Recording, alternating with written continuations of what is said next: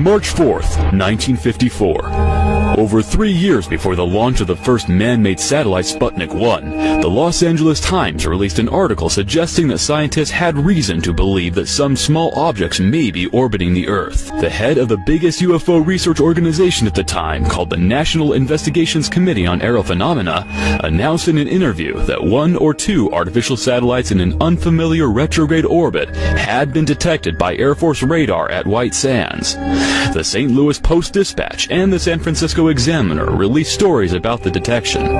The reports contained a notice from Canadian government scientists asking any skywatchers to be especially alert and called for them to report any unidentified aerial objects that they had seen over the previous 2 weeks.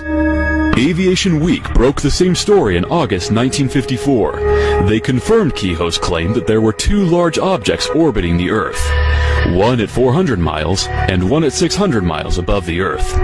They claimed that the objects were natural space rocks or asteroids, but scientists soon rejected the notion that Earth could capture natural objects that would take a retrograde orbit around the planet.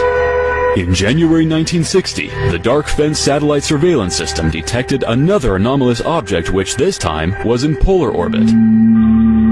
The commanding officer of Dark Fence raced to the Pentagon and reported the menacing stranger to the Chief of Naval Operations, and within minutes the news was communicated to President Eisenhower and marked as top secret. At first it was thought that the object had been put there by the Russians. There was also some speculation that it was a stray British rocket from the Black Knight project. At the time, putting an object into a polar orbit and keeping it there was a feat that neither the British nor the Russians had been able to accomplish. But the object was soon dubbed the Black Knight, after the aforementioned British rocket. In March 1960, a mysterious satellite was investigated by the CIA. The object was observed on March 6th by the crew of a Swedish Airlines plane. The captain's report stated that judging from all the circumstances, it was an unidentified satellite. It was very bright and moving in a northwesterly direction just after 8 p.m. He said without a doubt it was some form of satellite. The same object was also observed from the Stockholm Observatory. An employee said that it seemed to be a satellite, and that he was certain it wasn't a meteor. Both sightings were reported in the Swedish newspaper Today's News. The CIA report also talks of a so-called phantom satellite known as 1960 Alpha, which was also observed over Stockholm in Sweden on the same day. It was said to make a 90-degree turn before disappearing below the horizon. Another skywatcher was waiting to observe the phantom satellite at exactly the same time when he saw 2 objects which looked and moved like satellites make a 180-degree turn. A few days before, on August 17th, this picture was taken in Bloomfield, Connecticut. It shows the Echo 1 satellite with an unknown object passing it on a strange orbit. In 1966, J. Allen Hynek from the Air Force's Project Blue Book wrote a long letter to Science magazine in which admitted the existence of unexplained UFO photos and radar tracking, and called for an end to the ridicule of reliable witnesses.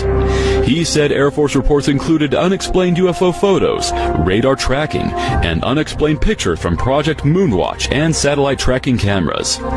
He also wrote about the existence of a photograph of a retrograde satellite taken 2 years before the Grumman photo. He said that the unidentified object's speed, as calculated at Chicago's Adler Planetarium, was 3 times that of any Earth-launched satellite. Unfortunately, Project Blue Book was shut down just 4 years after this, leaving the Air Force's study on the object incomplete. But one case of a retrograde satellite does remain in the Blue Book archives. The report states that an object was spotted in June 1963.